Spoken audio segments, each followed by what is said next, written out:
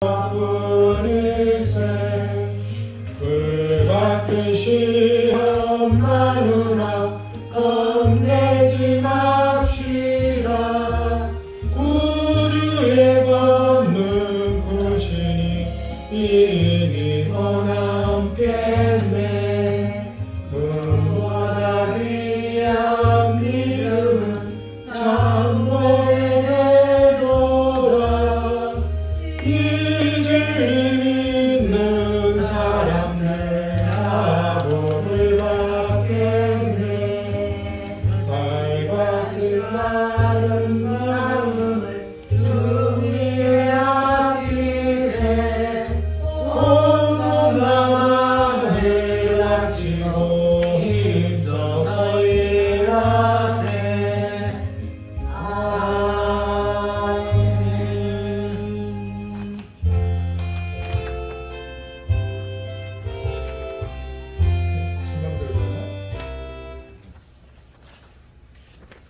내가 나를 안 맞춰줄 때마다 피아노를 내가 날 맞춰주는 사람이 얼마나 좋은지 알겠어요.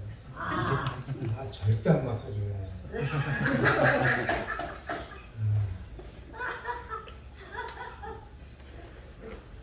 하나님도 나한테 안 맞춰주시고. 교수님은 피아노에 정이 되셔서 그래요.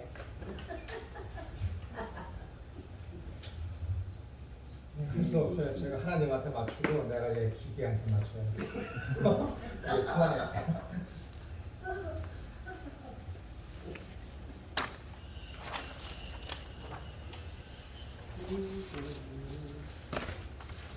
550장.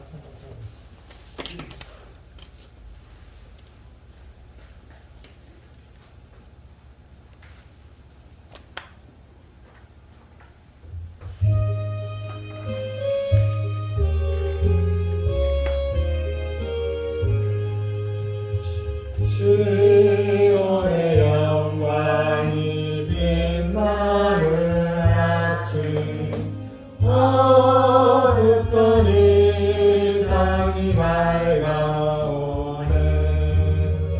슬픔과 애통이 기쁨이 되니 시온의 영광이 비춰오네. 시온의 영광이 빛나는 아침, 매였던 종들이 돌아오네.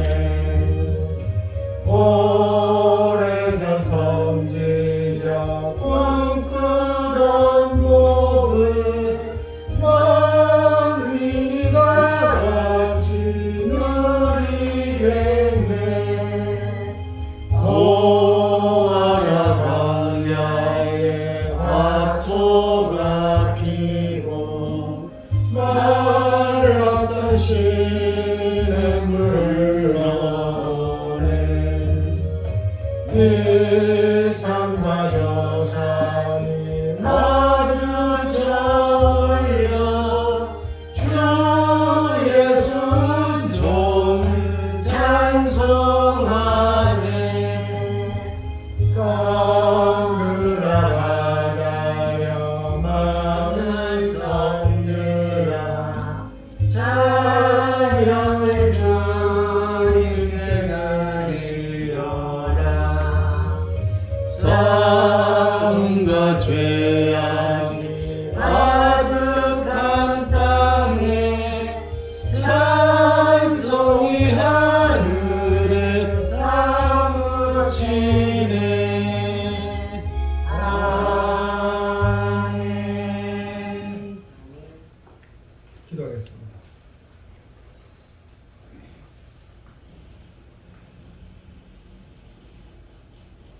사랑과 자비를 베푸셔서 새해를 건강 가운데 맞이하게 해주시고 오늘 이 아침부터 지금까지 주님께서 함께 해주셔서 평안과 건강과 안정 가운데 이 시간을 맞이하여서 하나님의 그 생명과 길과 진리 되신 말씀을 상고할 수 있는 귀한 시간을 허락해 주셔서 감사드립니다.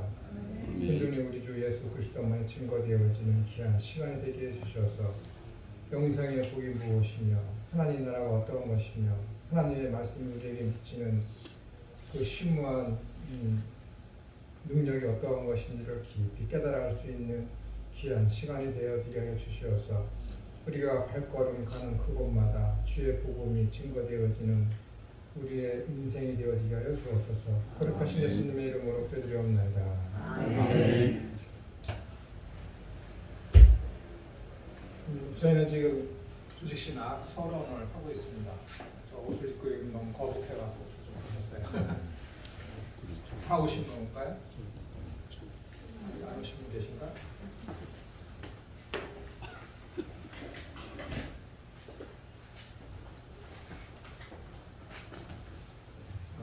저번 시간까지 조직신학에 대해서 각 파트별, 신학에 대한 각 파트별, 주경신학이니 실천신학이니 조직신학이니 그런 여러 분야별을 저희들이 살펴보면서 그 중에서도 조직신학이 가장 성경을 가까운 신학 파트다라고 제가 살펴보면서 조직신학 했을 때 이 조직이라는 이 단어 때문에 자유주의 신학자들이나 도울 같은 사람들은 조직신학 자체를 배격을 합니다.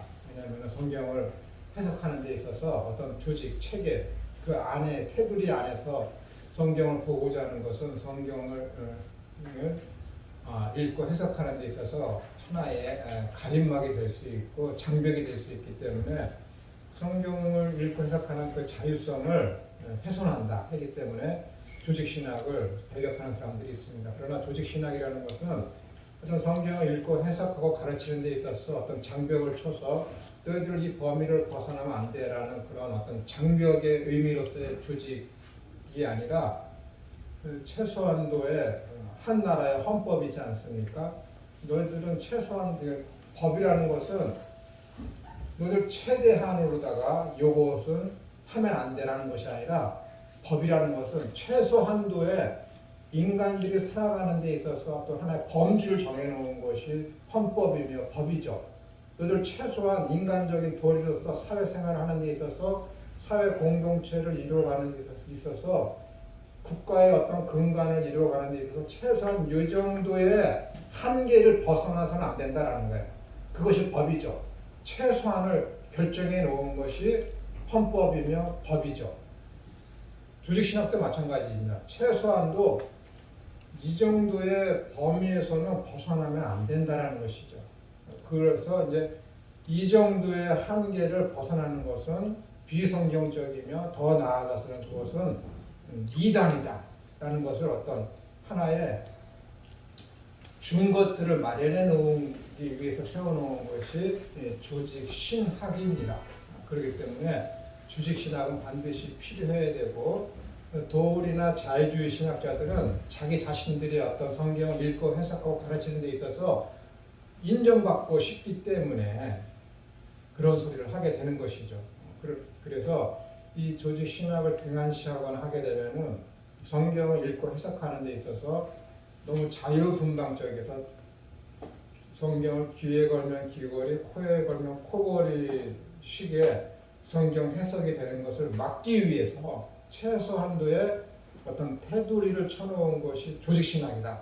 그렇기 때문에 이 조직신학은 반드시 예수 그리스도께서 이 땅에 재림하시기 전까지는 우리가 그때가 되면 지금은 우리가 거울을 보는 것 같이 희미하지만 그때가 되면 얼굴과 얼굴을 대면하여 그것이 모든 것이 확실하여지는 그때 물론 지금도 그 근간을 이루고 있지만 완벽하게 성경을 그냥 뜻이 무엇인지 알게 되는 그때까지는 이 조직신학이 필요한 학문이다 라는 것들을 여러분들이 유념해 두셔야 됩니다. 그래서 성경을 해석할 때는 제가 누누이 이야기하지만은 이미 한 300년, 400년 전부터 알렉산드리아 성경을 읽고 해석하는 데서 두 파로 분명하게 나뉘어진다고 제가 말씀드리지 않았습니까? 알렉산드리아 학파랑 안디옥 학파. 알렉산드리아 학파는 도덕적이며 신학적이며 풍요적으로다가 성경을 봐야 된다는 것이고, 안디옥 학파는 성경을 읽고 해석할 때는 신학적이며 문법적이며 역사적으로 해석해야 된다는 것입니다. 그래서 제가 한 3, 4주 전에 이 말씀을 드렸을 때 우리 김성렬 목사님께서 그때 그러셨죠. 그러면 성경을 읽고 해석할 때 텍스트와 콘테스트에 대해서 말씀하시는 겁니까? 라고 그때 말씀하셨거든요. 그렇죠? 그래서 그때 이제 아직 시간이 안 됐기 때문에 때가 되면 말씀드리겠다고 했는데, 성경을 신학교에 처음 들어가게 되면은 성경 해석학 시간이 있습니다. 그러면은 성경 해석학을 담당하는 그 교수님들께서 항상 첫 번째 하시는 말씀이 텍스트가 가장 중요하다. 그런데 이 텍스트를 제대로 이해하기 위해서는 콘텍스트를 여러분들이 알아야 된다라고 해요. 그러면은 신학교에 들어가게 되면은 거기에는 문과생만 있는 게 아니에요. 이과생들도 있죠. 뭐 서울대생만 오는 게 아니에요.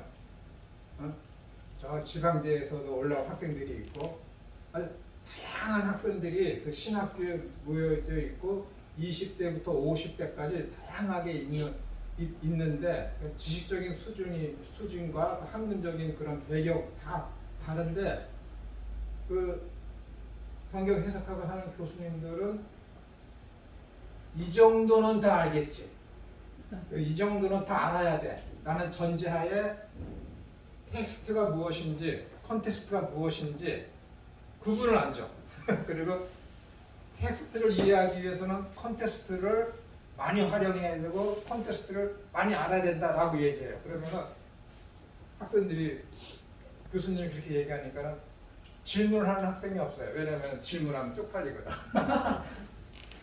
그 나중에 한참 지난 다음에 숙제하고 그러면은 가끔 물어봐요. 야, 테스트는 뭐고 콘테스트는 뭐야? 그때서 숙제를 할 때쯤 난 몇 주 지난 다음에 텍스트라는 것은 교과서를 얘기하는 거거든요. 우리의 교과서는 뭐예요? 성경이잖아. 성경. 이 성경을 읽고 해석하고 증거하기 위해서는 콘테스트를 해요. 콘테스트. 이 콘테스트라는 것은 무엇이냐면은 성경이 쓰여졌을 때의 배경을 얘기하는 거예요. 배경. 그 역사를 알아야 돼요. 역사. 그렇기 때문에 아까 제가 말씀드렸죠. 성경을 해석할 때 알렉산드리아 학파랑 안디옥 학파가 있다. 근데 알렉산드리아 학파는 이 콘텍스트를 무시하는 거야. 거기 풍요적이며 도덕적으로 해야 된다. 그다음 신학적으로 성경을 봐야 된다라는 것이고, 안디옥 학파는 역사적이며 문법적. 이 역사적이며 이 문법적이라는 것 안에 뭐가 있냐면은 컨텍스트가 있는 거야. 컨텍스트. 당시의 문화적인 배경과 풍습과 어떤 도덕적인 수준과 어떤 그 사람들의 심리적인 상황과 그런 것들, 역사적인 배경. 그다음에 이 언어가 쓰여졌으면 히브리어, 아람어, 헬라어에 대한 어떤 문법적인 그런 것들을 다 알아야 된다는 것이거든요. 이게 중요한 거예요.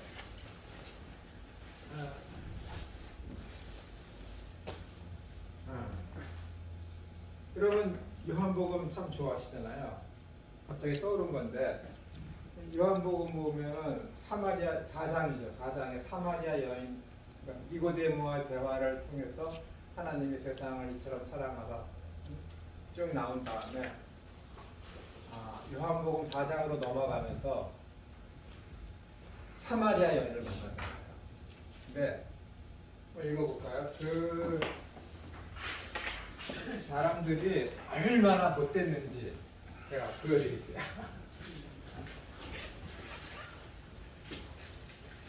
저는 이 부분을 잘 얘기를 안 해요. 슬퍼갖고.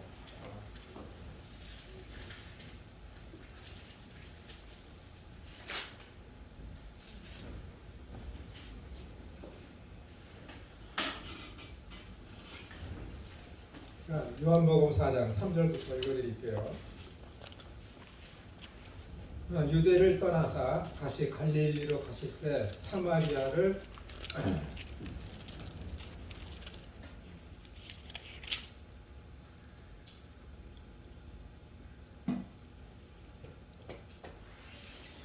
데가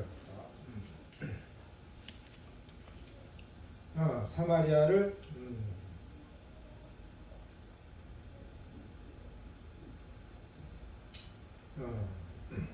읽어보시겠습니다. 4장 3절부터 읽어보세요. 시작. 유대를 떠나서 다시 갈릴리로 가시되 사마리아를 통과하여야 하겠는지라. 사마리아에 있는 사람은 있으니 야곱이 그 아들 요셉에게 준 땅을 샀고 거기도 야곱의 우물이 있더라. 예수께서 들어가시다가 피곤하여 우물 곁에 그대로 앉으시니 때가 6시쯤 되었더라. 여기까지. 여러분들은 그동안 이 사마리아 여인에 대한 설교를 굉장히 많이 들으셨을 거예요. 로이드 존스 목사님 같은 경우는 이 부분에 대해서 50번을 설교를 하셨습니다. 각기 다른 제목으로. 그러니까 성경에서 신학적으로, 교리적으로 가장 많이 함축되어 있는 본문이 이 사마리아 여인과 예수님과의 만남에 대한 부분입니다.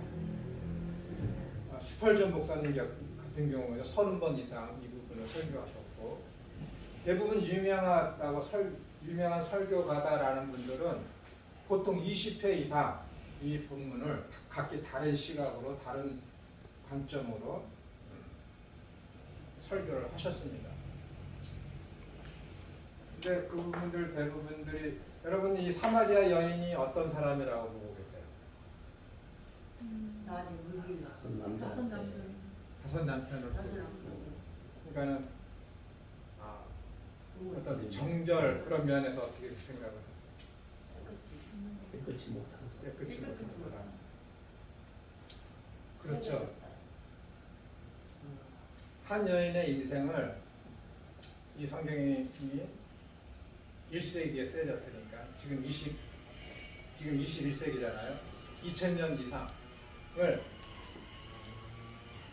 테스라는 소설처럼 이 여인에게 대해서 누명을 씌웠는데 그것이 2000년 이상 왔다 했을 때, 만약에 이 사마리아 여인이 그런 사실을 알고 있다라면은 이 여인의 심정이 어땠을까요? 2000년 이상을 누명을 쓰고 왔다. 성적으로 문란하고, 그래서 그 여인이 동네 사람들한테 창피해서 그 사람들 낯을 피하기 위해서 6시는 우리나라 시간으로 12시 정오를 이야기하는 건데, 창피해서 사람들 낯을 피하기 위해서 그 뜨거운 태양볕치는 12시에 물을 길러왔다. 그만큼 이 여인은 수치스러운 여인이다 라는 것이 이 사마리아 여인에 대해서 사람들이 알고 있는 역사적인 사실입니다. 근데 그것이 진실이 아니라면 여인이 나는 그런 여자가 아니에요, 그래서 그 12시에 간 게 아니에요, 5번 버림받았다는 걸로. 네. 근데 그렇게 알고 있다면 이 여인의 심정이 어땠을까요? 대부분의 사람들은 또 그렇게 알고 있는데, 어떤 사람은 이 여인에 대해서 성적으로 굉장히 문란하고, 또 어떤 이는 또 창녀라고도 얘기하고, 왜냐면 사마리아 여인이기 때문에 굉장히 이 여인에 대해서 좋지 않은 시각을 가지고 설교를 합니다. 그래서 이렇게 낮고 천한 여인을 찾아가셨다라고 얘기하는 거예요. 그러나 언제나 설교는 하나님 나라와 그리스도가 중심이 되어야 되죠. 그것이 성경의 흐름이고, 그것이 신학적이며 역사적이며 문법적으로 봤을 때 그것이 맞습니다. 요즘에 그러한 운동을 하려는 젊은 목사들이 상당히 많이 있어요.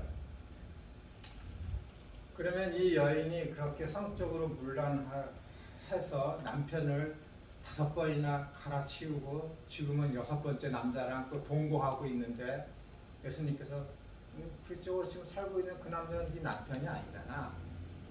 나는 그 소리 듣고 여자가 깜짝 놀라서 당신은 선지자시로군요. 그때 이제 고백하고 있지 않습니까? 그러면 이 여인이 이렇게 성적으로 문란한 여인으로서 예수님이 찾아가기에 민망할 정도로 안 좋은 도덕적으로 율법적으로 타락한 여인이라면은 어떤 모세 오경, 사마리아 오경이 있지 않습니까? 그리고 이 여인은 야곱을 자기의 조상이라고 했어요. 야곱이 우리의 조상이라고 얘기했고, 나의 조상이 아니라 우리의 조상이라고 얘기했고, 그림 신상과 에발산을 이야기하면서 자기는 여호와 신앙을 갖고 있는 사람임을 종교적으로 고백을 합니다. 예수님 앞에 나아가서 모세 오경을 가지고 있으면서 여호와 신앙을 가지고 있고, 그다음에 야곱을 유대인과 똑같이 자신의 혈육의 조상이라고 하면서 혈연적으로 전혀 부족함이 없는 이스라엘 사람임을 고백하고 있고, 그 예수님께서 내가 누구인 줄 알았으면은 네가 나한테 물을 달라고 할 것이다라고 하면서 예배할 때가 오너니 영과 진리로 예배하게 되리라 하니까는 이 여인이 뭐라 했어요? 메시아가 오면은 그렇게 될 걸 믿습니다 라고 하는 메시아 대망에 대한 믿음도 있어요. 전혀 신앙적으로 혈연적으로 남쪽 유대 사람과 차이가 없는 여자예요. 대화 속에서 그렇게 되어 있잖아요. 근데 이 여인이 남편을 5번이나 번갈아 가면서 결혼하고 지금 또 다른 남자랑 동거하고 있고 이렇게 성적으로 문란하다고 하면은 어떻게 되는 거예요? 율법을 어긴 여자가 돼요. 이런 성적으로 문란해서 율법을 어기면은 신명기 21장, 22장, 23장에 보면 어떻게 돼요? 돌로 쳐 죽이라 그래요. 만약에 이 여인이 정통적으로 우리가 알고 있듯이 성적으로 문란한 여자라 그러면 지금 살아있으면 안 돼요. 돌로 쳐 맞아서 율법에 의해서 죽어서 지금 예수님과 이 야곱의 우물가에서 만나서 이야기할 수 없고 이미 사라져서 죽었어야 할 존재라고. 성적으로 문란한 여자라면 우리가 생각하는 대로 아니라니까. 너무 잘못 알고 있는 2000년 동안 누명을 씌우고 어제도 저번 주에도 어느 교회 성가는 이 수가성 여인을 성적으로 문란한 여자라고 설교를 한다. 그러니까 성경을 읽고 해석할 때 전체적인 모든 그때 당시의 상황과 구약적인 배경과 그런 문화들을 풍습들을 다 알아야 돼. 만약에 풍습을 제대로 알고 있다면 이 여자는 죽어야 돼. 왜? 예수님의 어머니 마리아에게서 성령으로 잉태됐어요. 그러니까 어떻게 돼? 그 아버지 요셉이 가만히 끊고자 하잖아. 왜? 죽을 줄 뻔히 아니까. 돌로 맞아 죽어야 되는 신세니까. 왜? 남자를 알지 못하는 여자가 처녀가 임신을 했으니까. 그정 사회적인 배경이 그런 상태야. 그런 상태라고. 말 하나 말 하나 이 여자는 죽었어야 되는 거라고. 왜냐면은 당시의 어떤 그런 율법이나 어떤 그 수가라는 그 여인이 예수님과 대화하는 그런 내용들에 대해서 깊이 있게 생각을 안 했거든요. 그러니까 어떤 유명한 사람이 힘이 있고 능력이 있고 지혜 있고 당시에 유명한 사람이 이 수가성 여인은 그런 여인입니다라고 얘기하니까는 그런 줄 아는 거야. 그런 줄 아는 거야. 이게 문제야. 지금은 이제 제4차 산업혁명이 일어난다고 그러잖아요. AI 시대니 뭐 인공지능 시대니 라고 얘기합니다. 그래서 요즘에 가장 많이 경제계에서 이야기되는 것이 무엇이냐면은 기술 주권에 기술 주권, 기술.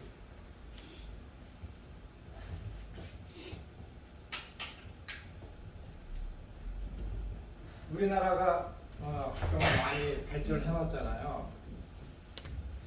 근데 그동안은 선진국, 특히 일본에 가는 그 발걸음, 일본이 이쪽으로 가면은 일본이 관심 가는 것에 한국이 쫓아갔어요. 재팬이 가는 것에 선진국들이 가는 그 발걸음을, 선진국들이 발걸음을 이렇게 가면은 우리는 그 뒤를 쫓아갔죠. 근데 우리나라가 한 두어 달 전에 인공위성을 쐈는데 1차 로켓이 무사히 떨어지고 2차 로켓이 불을 해서 대기권에 올라갔잖아요. 그와 동시에 이루어진 게 뭐예요? 이제 대한민국은 더 이상 개발도상국이 아니라 선진국이다. 외국에서 인정했잖아. 그와 동시에 그거 이제는 우리가 일본이나 선진국을 쫓아가는 것이 아니라 일본과 선진국이 있으면 나란한 여기에 있는 거예요. 지금 우리나라가. 왜냐하면 남들이 가르쳐주지 않고 있는 그 로켓에 대한 그런 기술 주권을 우리 나름대로의 노하우와 노력으로 아무도 가르쳐주지 않는 그 기술을 갖게 된 거야. 이러한 기술이 있다면 똑같이. 근데 만약에 기술 주권이라고 그러면은 어떤 사람이 새로운 이런 기술을 만들어 놨어요. 어떤 선진국이. 그럼 어떻게 돼요? 이 다음 퍼즐을 만들어야지. 이렇게. TV에서 했던 건데, 이런 퍼즐. 그럼 여기 기술 주권을 갖고 있는 이 나라가 여기에서 또 업그레이드 시켜서 여기를 삐죽하게 나왔다 그러면은 이 사람은 어떻게 돼요? 또 다른 모양을 만들어야 돼요.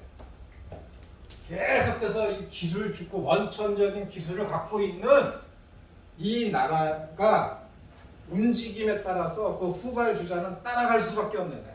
삼성이 그러잖아. 애플이 휴대폰을 만드니까 애플이 가는 대로 가려고 그러고 거기에서 탈피해서 뭐 접는 휴대폰을 만들고 뭐 하려고 그래도 어떻게 되는 거예요? 애플이 신제품을 만들어 놓으면은 삼성은 쭉 떨어져. 왜? 기술에 대한 원천 기술이 애플에 있기 때문에 그러는 거야. 제가 이 말씀을 하려면은 성경 읽고 해석하는 것도 똑같은 거예요. 김천호가 뛰어나.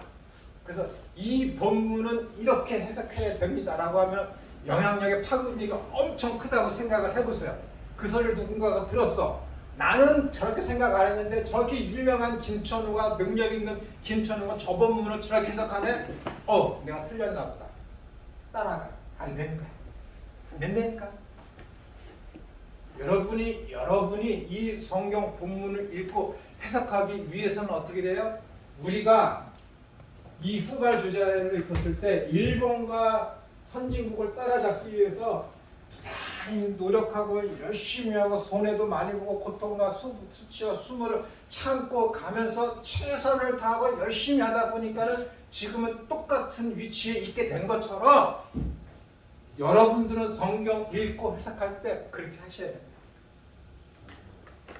책을 보고 남들이 그렇게 했으니까 나도 그렇게 할까? 하면 안 된다니까. 그럼 기독교 내에 발전이 없는 거예요. 남들이 사마리아 여인에 대해서 그렇게 해석했는 당연히 그런가 보다. 세상에 당연한 게 어디 있어. 성경에 당연한 게 어디 있어. 생각을 해봐야지. 얼마나 억울하겠어 이 사마리아 여인. 신명기 21장, 22장, 23장 그 결혼에 대한 그런 것만 살펴봐도 이 여인은 돌로 쳐 맞아 죽었어야 됨에도 불구하고 왜 우리가 알고 있는 이 여인이 그렇게 성적으로 문란한 여자라면 돌로 맞아 죽어야지 율법에 따라서. 근데 살아있잖아요. 그 여인이 진짜 창피해서 12시에 나왔을까? 아니라니까. 예수님에게 초점을 맞춰야지. 예수님이 갈릴리로 다시 돌아가야 하는지라. 근데 뭐래요? 예수님께서 사마리아 성을 지나가야 하는지라. 예전에요, 유대인들은 사마리아 사람들을 거짓 취급했다니까. 이렇게 있어요. 여기 예루살렘 있죠? 여기 갈릴리고 여기 사마리아야. 사마리아. 그러면은 이 예루살렘에 있는 사람들이 여기 가버나움이나 이쪽에 가려고 그러면 사마리아로 가면은 한 이틀이면 가. 근데 이 사람들이 어떻게 했는지 아세요? 여리고로 지나서 위험한 강도들이 있는 이 여리고 성을 지나서 돌아서 이렇게 갔다니까 일주일 이상. 사마리아 땅을 안 밟으려고. 근데 예수님이 어떻게 되는 거야? 이게 돌아가셨어? 아니라니까. 이리 가셨다니까. 직접 다이렉트로다. 왜? 사마리아를 지나가야 하는지라. 왜? 사마리아 여인을 만나려. 내가 왜 눈물이 나냐면 예수님께 얼마나 피곤하셨으면 우물가에 털썩 주저앉아요. 털썩. 육절을 봐. 예수님께서 피곤하시지라. 우물가에 털썩 주저앉아요. 얼마나 힘들냐. 그 남자가. 왜? 그 여인이 거룩을 좋아하셨거든. 바삐 가신 거야. 어떻게든지 그 여인을 만나려. 그 여인에게 복음을 증거해야 되니까. 이게 예수님. 이게 지금 사마리아 여인과의 환경이라니까. 남들은 다 돌아가는데 예수님은 직접 가시니까 그 여인을 만나요. 응? 지금 살고 있는 그 여인도 남편이 아니야. 얼마나 인생이 기구해. 응? 그때야. 남들은 다 피하는 그 시간에 예수님은 바삐 가셨다니까. 그 우물가에서 피곤하여 앉으신지라. 너무 피곤하니까 어떻게 되는가? 이렇게 앉은 거야. 너무 피곤하니까 털썩 주저앉으니까 너무 피곤하니까. 이게 지금 그 내용이야. 근데 여인이 창피해서 거부한 거 아니라니까요, 여러분. 이 얘기하면 2시간이 필요해요. 여인이 왜 그 시간에 거기 왔고 여인이 왜 인생을 그렇게 살아요? 여러분 수혼법이라는 거 아세요? 대개혼. 다말과 유다에게 의해서 어떻게 되는 거야? 그 장남이 죽으니까는 다말이 어떻게 돼요? 둘째가 들어가서 아기를 낳아야 되는데 싫다고 해서 친척분들하고 대신 여인이 어떻게 결혼을 했는데 아기를 못 낳고 남편이 죽으면 그 시동생이 들어와서 대신해서 아기를 임신케 해주는 게 수혼법이잖아요. 대개혼이잖아요. 이 여인이 그런 율법을 이용하면서 그 집안에 6 형제가 있었는데 5 형제로부터 어떻게 되는 거야? 대를 이룰 씨를 못 받은 거야, 이 여인이. 이게 그 얘기하는 거야, 지금. 신명기에 있는 율법의 결혼법에 의해서 이 여인이 지금 살고 있는 사람이 6번째라는 것은 그 수혼법 대개혼에 의해서 그 집에 시집을 갔는데 남편이 5번째 이르기까지 자기한테 씨앗을 주지 않는 거야. 주지 못하고 죽었다는 거야. 그러니까 동네 사람들이 어떻게 돼? 이 여인을 다 이해를 하는 거지.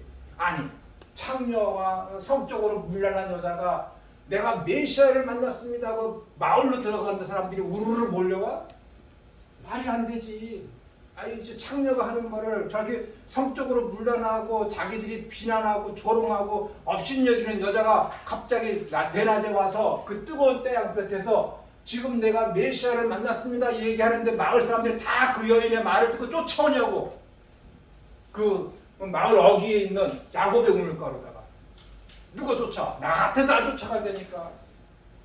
그 여인은 그 마을에서 조롱받고 업신여기고 하는 그런 여인의 신세가 아니었다니까요. 그러니까 그 여인이 마을에 가서 제가 메시아를 만났습니다 했더니 온 마을 사람들이 다 나아온지라. 같은 신앙을 품고 있는 같은 공동체 의식을 갖고 있고 마을 사람들이 그 여인을 불쌍히 여기는 신세 있는 여자라니까. 그 여인. 나는 여기서는 여인에게 초점을 맞출 필요가 하나도 없어요. 예수님께서 여인을 만나기 위해서 남들은 다 돌아가는 이 길을 가지 않냐고 그 여인을 만나기 위해서 다이렉트로다가 사마리아 성으로 들어가신 거예요. 그 피곤한 몸을 입고 12시 때 앞에 누가 여행을 해? 누가? 너무 피곤해서 예수님께서 지금 털썩 주장. 이게 너무 감동스럽지 않습니까? 그 하나님 아들 그 예수님 김천루를 만나기 위해서 가로질러 와서 천우가 지금 이 시간쯤 나올 줄 알고 너무 피곤한 몸이 있고 거기 탁 와서 털썩 나에게 손을 내밀어. 이게 그 얘기라니까요. 배경을 알아야지. 이게 역사적이며 신학적이며 문법적인 거야. 야곱에 주는 물을 우리는 야곱이 주는 우물을 조상 때부터 지금까지 마시고 있습니다. 이거는 반복적으로 피논이라고 써있어요. 피논, 헬라어로 피논. 계속해서 예전부터 지금까지 어제부터 오늘도 계속해서 우리는 야곱이 우물에서 물을 마시고 있습니다. 반복적으로. 근데 예수님께서 뭐라고? 내가 주는 생명의 물을 마시는 자는 할 때 마시는 할 때는 마신다는 거다는 피내로 써야 돼요. 피내. 딱 한 번만 마시면 끝이라는 거예요. 예수님께서 그 여인에게 피내를 하게 하시기라고 거기 온 거야. 평생에 한 번만 마시면 다시는 마실 필요가 없는 물, 성령을 주시기 위해서 온 거예요. 그러니까는 이게 문법, 이게 역사적이며 이 문법적인 걸 몰라서는 이 부분을 이렇게 이해할 수가 없는 거예요. 이해할 수가 없다니까요. 왜 야곱의 우물을 마실 때는 피논이라고 쓰였고 같은 단어임에도 불구하고 왜 예수님께서 당신께서 주시는 이 생명수를 마신다 할 때 마시라는 것은 왜 피내를 썼을까? 문법적으로 알아야지. 히브리 헬라어를 알아야지. 그래서 이 문법적으로 할 때 피논과 제일 부정과와 직설법과의 차이가 무엇인지 그것을 알아야지. 예수님께서 그 여인에게 주시는 그 피내라는 것은 제일 부정과거야. 예수님께서 십자가에 못 박혀 돌아가셨다 했을 때 그것은 제일 부정과거야. 한 번 죽으시면 더 이상 죽으실 필요가 없는 거야.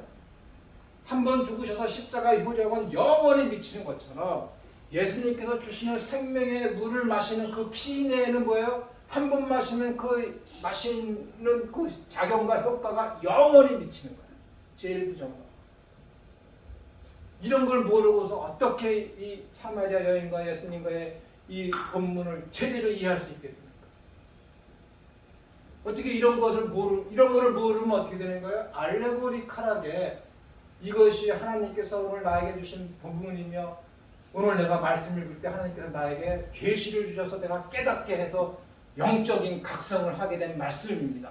하면서 그 본문을 설교하게 되면은 이렇게 역사적이며 신학적이며 문법적으로다가 밝혀지는 이 내용들을 할 수 있겠습니까? 아니지. 거짓말하는 거지. 본문은 이건데 당시의 역사적인 것 그런 모든 것을 다 왜곡해서 자기가 하고 싶은 말을 하는 거지. 하고 싶은 말을 하는 거지. 특히 가장 심한 게 뭐예요? 하나님께서 이삭을 바치라고 했을 때 사람들이 그래요. 얼마나 멋진 설교를 하냐면은 이 본문에서 하나님께서 우리에게 원하시는 것은 하나님과 사람과의 관계 중에서 너희는 하나님을 더 중히 여기느냐 사람을 더 중히 여기느냐 내 자식을 더 중히 여기느냐 하나님을 더 중히 여기느냐 내가 가진 재물을 더 중히 여기느냐 하나님을 중히 여기느냐 내가 가진 명예를 더 중히 여기느냐 하나님을 더 중히 여기느냐 무엇을 포기하냐 라고 해야지. 너 가진 거 아브라함이 이삭을 바친 것처럼 너 가진 전부를 내가 가장 사랑하고 내가 가장 중요히 여기고 내가 가장 좋아하는 그것을 하나님 앞에 드려라. 그러면 하나님께서 또 다른 것으로 너에게 채워주시리라. 아멘. 얼마나 맛있습니까? 그러나 그 본문이 그거 얘기하는 거야? 아니라니까. 그 본문은 절대 그 얘기하는 게 아니야. 충격적인 얘기 해줄까요? 영국에 가면은 대형 박물관이 있어요. 거기 보면 메소포타미아 관이 있어. 메소포타미아 관에 가면은 기원전 3000년경 그림으로 그렸던 거 돌에 새긴 거 있죠. 그게 거기 있어. 이스라엘이 아니라 메소포타미아에 뭐가 있는지 알아요? 나무 한 그루가 있네. 나무 위에 뱀이 있어. 앞에 여인이 있어. 뭐예요? 성경이 없는 이야기가 메소포타미아에 구전으로 전해져 내려와 있다니까요. 구전으로. 함무라비 법전은 뭐가 되어 있어? 하나님이 10계명으로 주신 제 5계명부터 제 10계명까지 내용이 다 있어. 이미 10계명을 주시기 이전에 이미 모세가 모세의경을 기록하기 훨씬 전에 메소포타미아에는 에덴 동산에서의 사건이 거기에 그림을 돌에 바위에 그림으로 그려져 있을 때니까 어떻게 할 거야? 기독교가 그걸 배우면서 가지고 온 거래잖아. 기원전 3000년 전에 이집트에서 사자의 서, 죽은 자의 책이라는 책이 쓰여졌어. 거기에 뭐가 있어? 하늘에서 신의 아들이 떨어져. 그가 죽어. 그래서 그의 죽음을 통해서 인류를 구원해. 그 이야기가 있다니까. 그걸 기독교가 차용했다 하잖아. 어떻게 할 거야?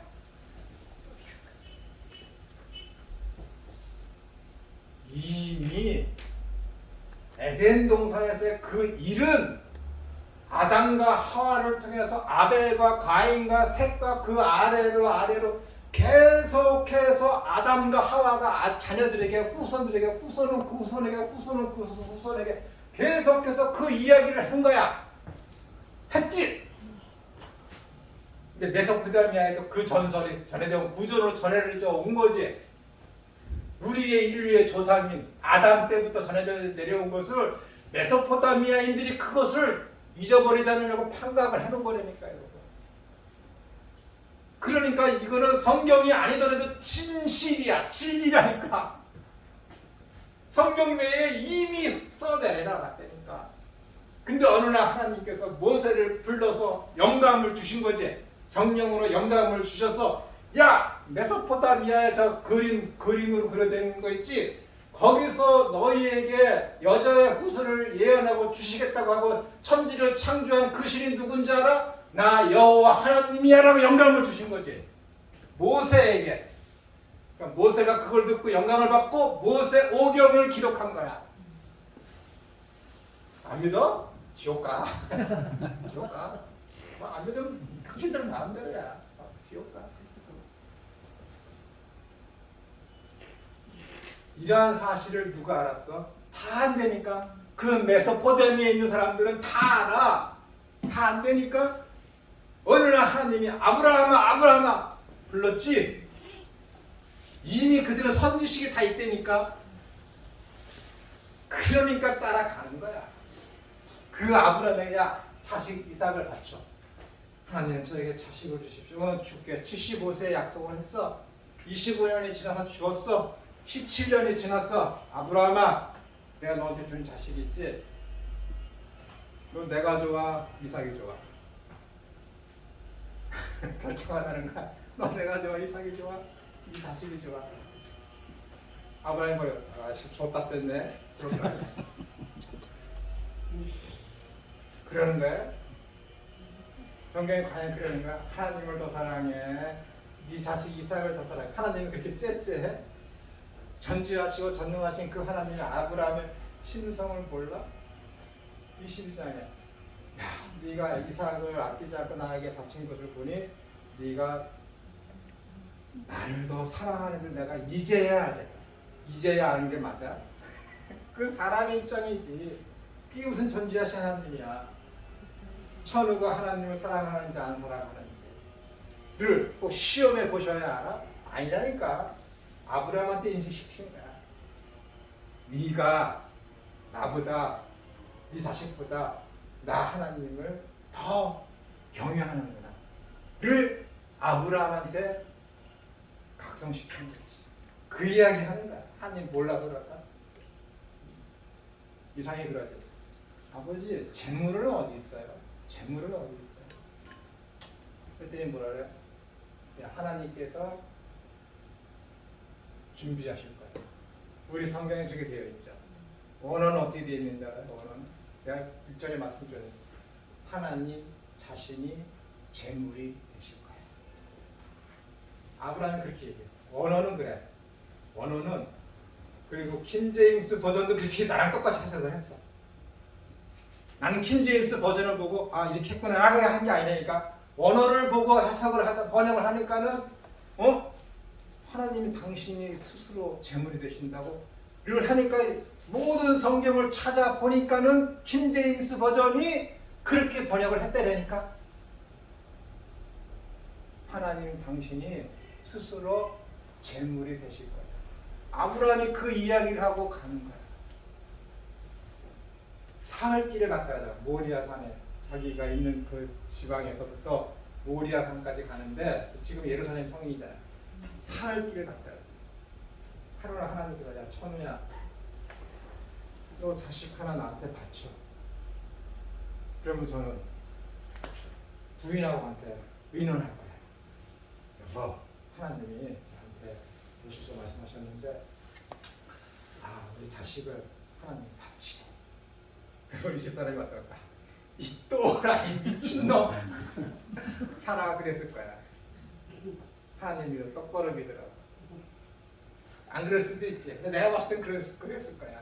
자기가 뱃속에 10달을 품고서 25년 만에 약속된 25년 만에 애가 겨우 낳았는데 이제 17년을 키워서 애가 다 자라서 산에서 나무도 해오고 목동일도 하고 다 할 수 있는 그 나이가 됐는데 이제 와서 하나님이 바치자니까는 당신 미쳐서 그럴 거라고. 아브라함이 얘기했어? 얘기 안 했다니까. 얘기 안 했어. 부인한테 얘기 안 했어. 그 사흘길을 새벽 일찍 일어나 데리고 갔지. 종은 어떻게 해요? 모리아산 아래에다가 내버려두고 자식하고만 가자. 근데 거기다 대고 야 하나님께서 야 이삭을 더 사랑해 나를 더 사랑해. 그걸 물으려고 그거 확인하려고 하나님이 지금 시험하는 거겠습니까? 아니라니까. 그거 아니야.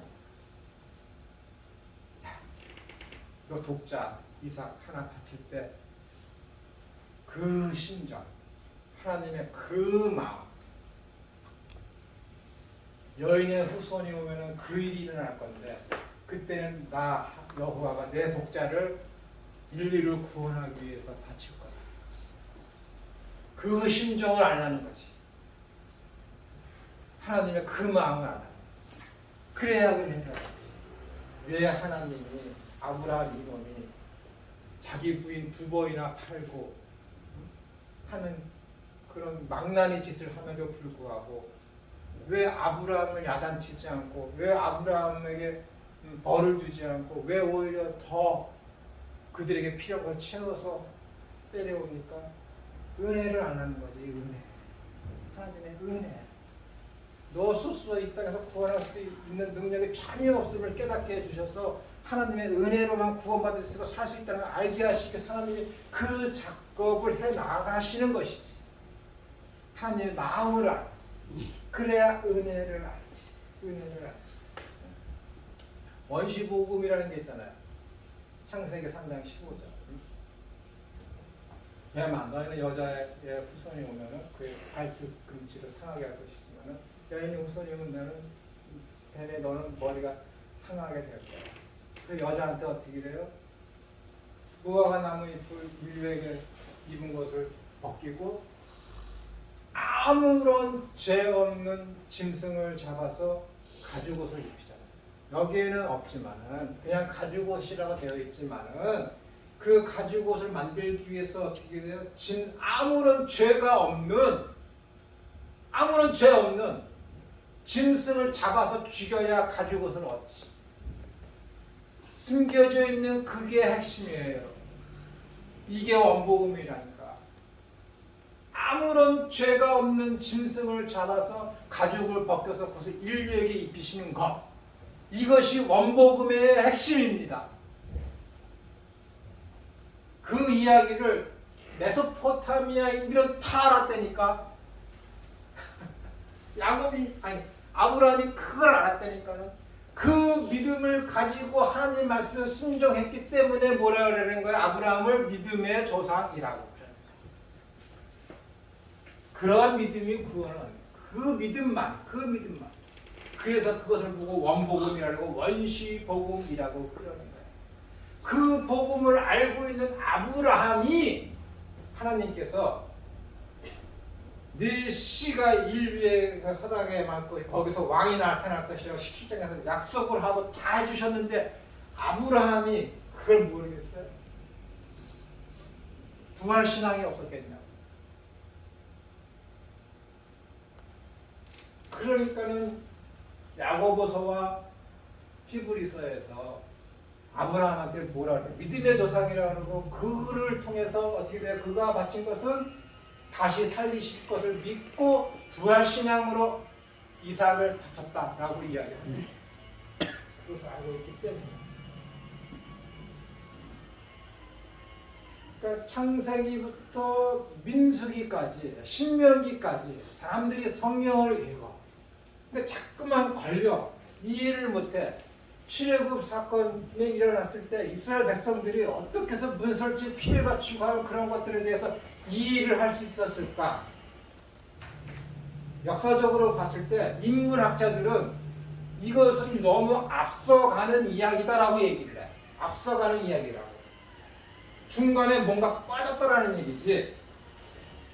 어떻게 문설주에 피를 바르는 것을 유월해서 살려줄 줄 알고 이 사람들이 그것을 믿고서 거기에 순종을 했을까? 인문학자들은 그걸 도저히 이해를 못해. 인문학자들이 의심해서 믿지 못하면 거기에 문제가 있는 거예요. 근데 그들은 몰랐지. 메소포타미아에 그런 그림이 그려져 있고 그런 것들이 전 메소포타미아 다 퍼져 있고 이미 유대인들과 애굽인들은 그 모든 이야기를 다 알고 있었다니까. 다 알고 있었어요. 그렇기 때문에 이집트인들이 쓴 사자에서 죽음의 책이라는 거기에서 어떻게 되는 거예요? 예수님이 이 땅에 오시면은 그의 죽음을 통해서 인류가 구원받을 것이라는 것을 이집트인들이 이미 그것을 우화처럼 여기서 책으로 썼다라니까. 알고서. 그러니까 지금에 와서는 어떻게 되는 거예요? 기독교가 이집트인들이 쓴 죽음의 서라는 그 책보다 1500년 뒤에나 1800년 뒤에나 예수님이 등장해서 그 일을 하셨기 때문에 기독교가 이집트의 그 죽음의 서라는 것을 차용했다라고 얘기해요. 그 앞서서 그 이야기가 메소포타미아와 이집트에 어떻게 해서 전파되고 퍼졌는지에 대한 역사적인 지식이 없으니까 그런 개소리라는 그런 소리를 합니다. 슬픈 일이. 악한 사탄은 벌써부터 3000년 전부터 지금부터 5000년 전부터 이 작업을 한 거야. 이 작업을. 언젠가 여자의 후손이 오면은 자기를 죽여서 무저응에 지옥불에 던질 거야. 그 운명을 알고 있기 때문에 어떻게든지 회방하기 위해서 그 일을 저지른 거예요. 여러분, 세상은 수레바퀴처럼 맞물려서 돌아가요. 하나님의 역사, 구속사가 있고 일반 역사가 있어요. 하나님의 구속사는 혼자만 돌아가지 않습니다. 세상의 역사와 일반 역사와 구속사가 톱니바퀴처럼 이렇게 맞물려져 있어요. 여기서 악이 득실해갖고 악이 막 굴러가면은 하나님 나라의 역사에 대해서는 이런 구속사의 일도 맞물려서 같이 돌아가요. 세상이 악하면 악할수록 하나님께서 하시고자 하시는 그 일은 더 빨리 진행이 됩니다. 여태까지 인류가 그렇게 되어 왔어요. 여태까지 제가 말씀드렸죠. 성경에 쓰여지지 않은 암흑 시대의 400년 동안에 일어났던 일. 그리스를 통해서 언어가 통일되었고 로마를 통해서 세상에 평화가 찾아왔고 여행하기 편했고 복음 증거하기 유리하게 됐고 그러한 모든 것들 더 얘기해 드릴까요? 이스라엘 유대교잖아요. 유대교회는 바리새파, 사두개파, 에세네파, 젤로파가 있어요. 젤로파라는 것은 열심당원을 얘기합니다. 그래서 마태복음 몇 장인지 잘 모르겠지만 예수님 거기 보면은 예수님의 제자들에 대해서 소개하면서 젤로신 아니면 셀로딘 시몬 이렇게 나와요. 셀로신 시몬. 영어로는 젤로신 시몬 이렇게 나오거든요. 그 시몬이 뭐예요? 열심당원이라는 뜻이에요. 유대교에는 이렇게 4개의 분파가 있었다니까요. 근데 성경에서는 바리새파, 사두개파, 젤로파, 열심당원 이 3파밖에 안 나와요. 근데 이 세례 요한을 대부분의 학자들은 에센파라고 그냥 아예 단정을 했습니다. 이전까지는 아닐 거야, 그럴까 아닐까 다툼이 있었지만은 이제는 세례 요한은 에센파의 그 역사적인 그런 모든 것들을 다 연구해 보니까는 세례 요한의 삶의 형태가 완전히 이 에센파하고 똑같습니다. 근데 그 에센파에서 주장하는 게 뭔지 알아요? 저 예루살렘 안에 있는 그 성전은 그냥 건물일 뿐이다. 진짜 성전은 우리 속에 있다. 주장했어요.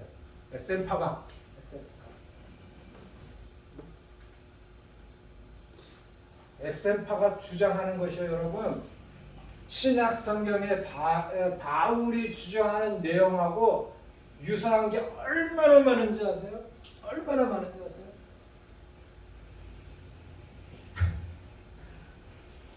이것에 대해서 다 얘기하면은 사람들이 그럴 거야. 사도 바울하고 예수님이 한 거는 다 에센파에서 온 거네. 그럴 거야. 그 정도예요. 에센파. 사도 바울이 회심한 후에 아라비아로 가서 3년 동안 있다가 그러잖아. 아라비아. 그 사람들이 그 아라비아가 어딜까?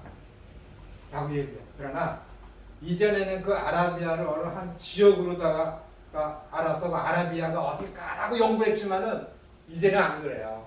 이제는 그 아라비아가 어디냐면은 광야를 대표하는 대명사다라고 얘기해요. 어느 한 지역이 아니라 이 아라비아라는 것은 광야를 이야기하는 대명사라고 얘기합니다. 그러면 그 광야가 어딜까? 에센파라는 거예요. 3년 동안 사도 바울이 이 에센파에 가서 배웠다라는 거예요, 여러분. 지금 학자들은 다 그렇게 안 되니까. 왜냐면은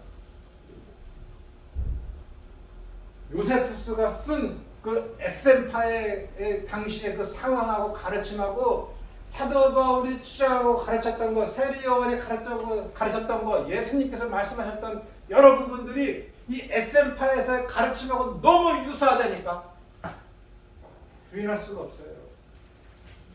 이거 다 어떻게 할 거야? 어떻게 할 거야?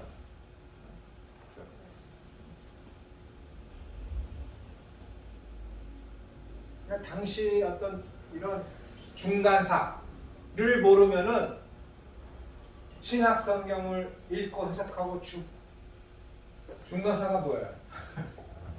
여기죠. 말라기, 그다음에 마태복음, 구약과 신약, 요 400년 동안에 하나님의 말씀이 없어요. 요 사이를 중간사라고 하는 거예요. 요 중간사 시대에 성경에서 신약 성경 마태 공간복음에 가장 많이 등장하는 바리새인, 사두개인, 젤로신, 헤롯 땅이 다 요 중간사 시대 때 생겼다니까요, 여러분.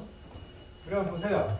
이 신약을 알려면 구약만 알면 되겠습니까? 아니니까 성경이 없는 이 중간사 요 때를 알아야 바리새인들이 왜 예수님을 죽이려고 했고 사두개인과 바리새인들이 왜 원수지간에 됐다가 예수님을 죽일 때만 왜 형제처럼 이렇게 화목하게 했을까라는 것들이 이 중간사를 알아야 그것을 설명할 수가 있습니다. 그렇기 때문에 성경을 알려면 어떻게 되는 거예요? 여기를 알아야지. 여기를 알아야지. 얼마나 성경을 읽고 해석하고 제대로 가르치는 게 얼마나 힘든데, 힘든 건 둘째치고 여러분들이 진실로 믿는 대로 생명과 길과 질대 오직 구원은 성경에서만 제시되었다라 이것을 믿고 있는 여러분들이면은 여러분들이신데 그걸 대충할 수 있겠습니까? 대충할 수 있겠어요? 절대 그럴 수 없어요. 절대. 이 구원이 여기에 달려있는. 그러니까는 여기도 아셔야 돼요. 그래서 창세기 21장에 있는 이삭을 바치는 그걸 가지고 와서 하나님을 더 사랑합니까? 여러분의 어떤 그런 것들을 더 사랑합니까? 하나님을 더 사랑한다면 그것을 포기하시고 하나님 앞에 바치십시오. 그렇게 설교하면 안 되는 거예요. 성경은 지금 그 이야기를 하는 게 절대 아닌데, 성경 흐름이라는 게 있는데 그 흐름에 따라가서 얘기해야지. 자기가 하고 싶은 말이 그거니까는 어떻게 하면 설교를 해서 헌금을 바치게 할까라고 하면 그 본문을 가지고 이야기하면은 안 되는 거지. 안 되는 거예요. 이런 거. 오직 성령의 열매. 그래서 9가지 얘기하잖아요. 그러면서 뭐라 그래요? 갈라디아서 5장 23절에서 이것을 그 세상에서 어떠한 것도 금지할 법이 없다라고 해요. 어떠한 것이 금지할 법이 없다. 얼마나 속상합니까? 오직 성령의 열매. 만약에 오직 성령의 열매나 성령을 잘 믿으면, 하나님을 잘 믿으면 하나님께서, 성령께서 여러분에게 열매를 맺게 하는데 그 9가지의 어떤 복을 제시하면 얼마나 좋습니까? 만약에 그 복이 돈, 명예, 권세, 건강, 출세 이러한 것이라면 얼마나 좋아요. 근데 오직 성령의 열매, 성령을 믿으면 그분께서 우리에게 맺혀지게 하는 것들은 그런 게 하나도 없잖아. 하나도 없잖아요. 우리가 추구하고자 하는 것은 하나도 없잖아요. 지금 생각나는 건데 그 밑에 따라 나오는 것이 뭐예요? 너희들이 어떤 욕심과 육신의 정욕을 쫓아라는 것이 있잖아. 그런 거 없다라는 거야. 네? 너희들의 마음속에 원하는 욕심 있잖아. 그 욕심하고 그 육신의 정욕을 이루고자 하는 것과 전혀 상관이 없는 것. 그것이 성령의 열매라고 하잖아요. 제 얘기가 아니라 이 갈라디아서 5장 22절 오직 성령의 열매 9가지 하면서 그 뒤에 따라 나오는 말씀이라니까 이게 계속해서 너희의 욕심과 너희의 육신의 정욕과는 전혀 상관이 없는 것. 그게 성령의 열매네. 그것이 복이래. 그런데 헌금만이 아니라 충성공사만이 아니라 하나님께서 그걸 인정해 주셔서 뭘 채워주신다? 아니라니까요. 성경 그 어디에도 그런 게 없어요. 얼마나 속상해요. 저도 뭐 하면은 좀 생겼으면 좋겠다. 그런 말씀 욕심이 왜 안 생기겠습니까? 제가 아까 농담식으로다가 이 기계는 나한테 맞춰주지 않아. 하나님도 나한테 맞춰주지 않아. 그러잖아요. 농담으로. 그 농담이 아니야. 진담이야. 어떻게 해야 돼? 절대자이자. 얘는 절대 안 변해. 안 변하지. 기계가 변하겠어요? 지 박자대로 해놓은 대로 가지? 하나님이 변하시겠어요? 움직이는 그림자도 없으신 그분이 하나님께서는 작정하신 행하신 것을 후회하심이 없으신 분이 그 하나님이신데 그분이 변하시겠어요? 아니거든. 내가 변해야지. 내가. 근데 그게 힘든 거 어떡해? 내가 변해야지. 나도 계획하고 하는 거 많아요. 그거 다 이루어지면 얼마나 좋겠습니까? 생각을 해보죠. 이게 욕심인가? 이게 내 정욕에 의해서 이루어지려고 하는 건가? 하죠. 스스로는 어떻게 해야 돼요? 아닌데? 난 스스로는 아니라고 생각하거든. 난 스스로는 이거 욕심 아니라고 생각하거든요. 난 스스로 이것이 하나님의 영광을 위해서 필요한 것이거든. 그런데도 안 돼. 안 되거든요. 그건 뭐예요? 내 판단이지. 내 판단이야. 그건 판단이니까. 이 삶 속에서도 이런데 하물며 구원의 진리의 말씀을 성경을 읽고 해석하고 남들한테 가르치려고 내가 연구하는 데 있어서 기도로만 되겠느냐? 하나님이 나한테 오늘 깨닫게 해주셨습니다. 할 수 있느냐? 없어요. 세상에 그런 게 어딨어. 세상에 그런 신비한 게 어딨어. 노력하지 않고 어떻게 섬겨나? 없다니까. 계시의 시대는 끝났습니다. 하나님께서 말씀에 대해서 어떻게 계시하는 건 끝났어요. 그러나 이 말씀을 읽을 때에 깨닫고 제대로 온전히 잘 이해할 수 있는 재료들을 무궁무진하게 이 땅에 하나님께서 배설해 놓으셨어요. 그걸 이용하셔야지. 그걸 갖고 뭐라 그러니까 컨텍스트라는 거예요. 텍스트는 변함이 없어요. 성경 39권 신약, 구약 39권 신약 27권 66권 여기 텍스트가 있어요. 그것을 온전히 제대로 잘 이해하고 가르치고 내가 바른 신앙을 하기 위해서는 어떻게 돼요? 이 텍스트 갖고만은 안 된다니까. 한계가 있어요. 그러니까 컨텍스트를 이용해야지. 인터넷에서 부지런히 찾아보고 책을 부지런히 읽고 다른 사람들은 어떻게 해야 된다 해갖고 어떻게 돼요? 나만의 기술 주권을 가져야지. 이 작업을 하는 거예요, 여러분. 이거 해야 된다니까. 나만의 기술 주권, 나만의 성경 읽고 해석하는 그 능력을 나만의 그걸 갖고 있어야지. 나만의 노하우를 갖고 있어야지. 나만의 방법을 갖고 있어야지. 제 자랑 같지만 제가 전도사를 어디 가갖고 설교하고 그러잖아요.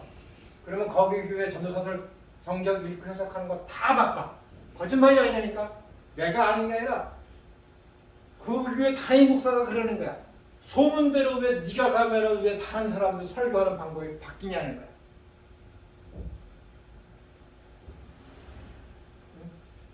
왜 그들은 다 따라가거든. 근데 나는 안 그래요. 한 번도 그런 적이 없어요. 나는 처음부터 원어를 갖고 있고 처음부터 논문 쓰듯이 성경을 나는 읽고 해석하고 가르쳤어요. 논문 쓰듯이.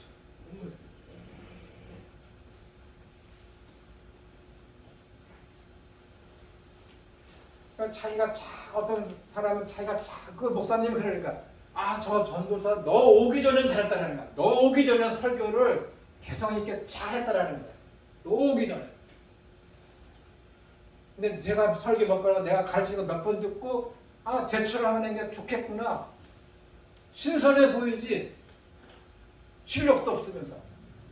흉내내니까 어떻게 되는 거야? 짬뽕 이것도 아니고 저것도 아니고 그렇게 되는 거예요. 여러분 중압감을 느껴야 되는 거야. 이 성경에 이 텍스트에 대해서 중압감을 느껴야 된다니까. 세계에서 하나밖에 없는 유일한 책이라는 것을 인류 역사상 유일한 책이라는 것을 여러분들이 중압감을 갖고 있어야 돼요.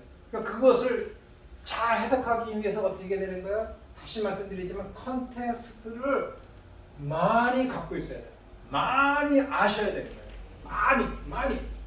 거기에는 원어도 있고 거기에는 다른 사람들 설교한 게 어떻게 했는지 알아야 되고 거기에는 이 사람의 어떤 심리가 어떤 것인지를 알아야 되고 그 당시에 풍습은 어때야 됐는지 알아야 되는 것이고 구약적인 배경은 무엇인지를 알아야 되는 것이고.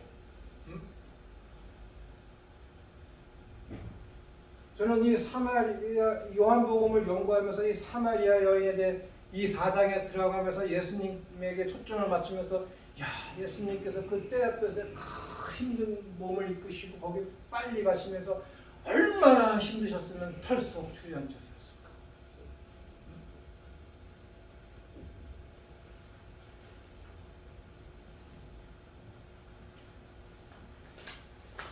예수님의 중심이에요.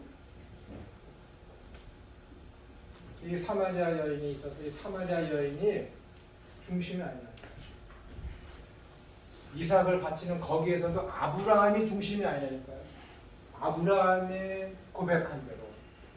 그래서 킹제임스 버전의 원어를 그대로 번역한 것대로 여호와 하나님께서 자신이 스스로 제물이 되실 것이다 라는 것이 핵심이니까.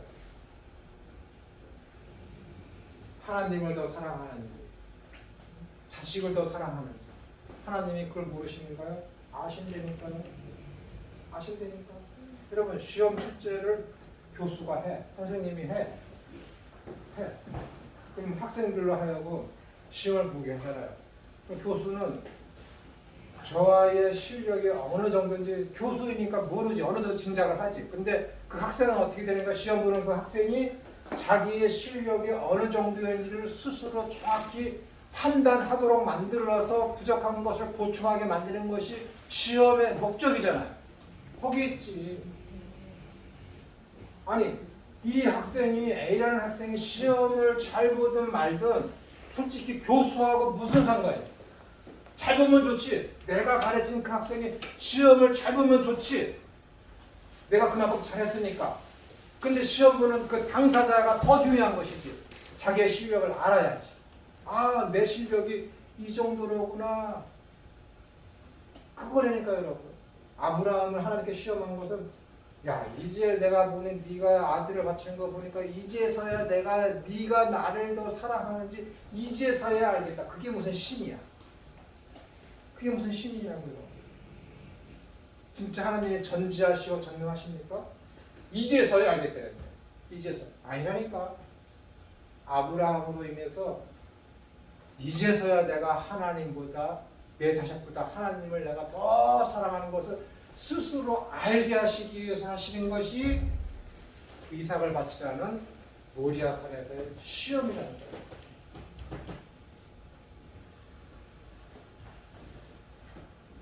아브라함은 이미 갈대아 우르에서부터 그 원시 복음에 대한 소문들을 다 알고 있었어요. 성경에는 없지만. 왜? 그 아버지 데라가 뭐 하는 사람이었어요? 우상을 조각해서 파는 직업을 갖고 있었는데 다른 신들의 전설, 전에서 내려오는 구전을 몰랐을까요? 알았다니까요. 다 풀어서 이미 다 하고 있어요. 내 얘기가 아니라 영국 대형 박물관의 거기 제6관에 그게 있대요. 여러분 안 가봤지만 6관에 보면은 메소포타미아에서 이미 기원전 3000년 전부터 이 바위에다 판각화를 해놓고 전해져 내려오는 에덴 동산의 그 이야기가 거기에 다 있다니까요. 그러니까는 예수님을 믿지 않는 자들의 길이 낫드는 거예요. 기독교 너희가 그거 차용해서 너희들이 지금 성경에 기록한 거잖아. 기독교 너희가 그것을 이집트의 사자의 서에서 전해져 내려오는 그 전설을 너희가 예수님에게 접목시킨 거잖아 라고 얘기하는 거니까 여러분. 사탄이 얼마나 교묘합니까? 이렇게 될 줄 알고 이미 몇천 년 전부터 믿음을 흔들어 놓으려고 이렇게 준비를 한다니까요. 제가 얘기했죠? 학기 초에 올 말고 이 학교 처음 왔을 때 건국대에 가서 거기 교수를 뽑는데 강의를 했어. 나 좀 뽑아달라고.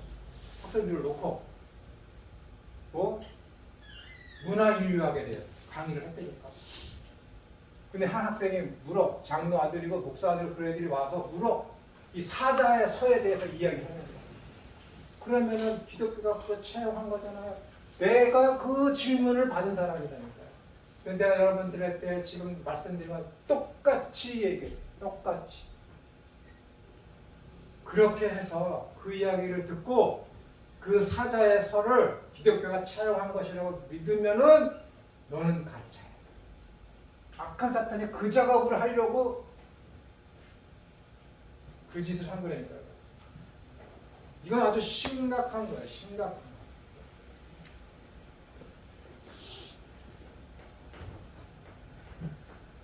그래서 정말 바른 신앙, 그리고 내가 진짜 하나님을 믿는지 안 믿는지, 내가 제대로 된 것을 가르치고 있는지 안 가르치고 있는지는 성경 텍스트를 통해서 판가름 돼야 되지만은 성경만 갖고 어떻게 돼요? 성경을 해석 못한다는 거예요. 절대 못해요. 안 된다니까요. 컨텍스트를 여러분들이 활용을 하고 많이 아셔야 되고 바른 믿음 신앙 안에서 그것을 접목시킬 수 있는 여러분들이 되셔야 되는 거예요. 그래서 이 이야기를 여러분들한테 자꾸 드리는 겁니다. 쉬었다가 15분, 55분 또 하겠습니다.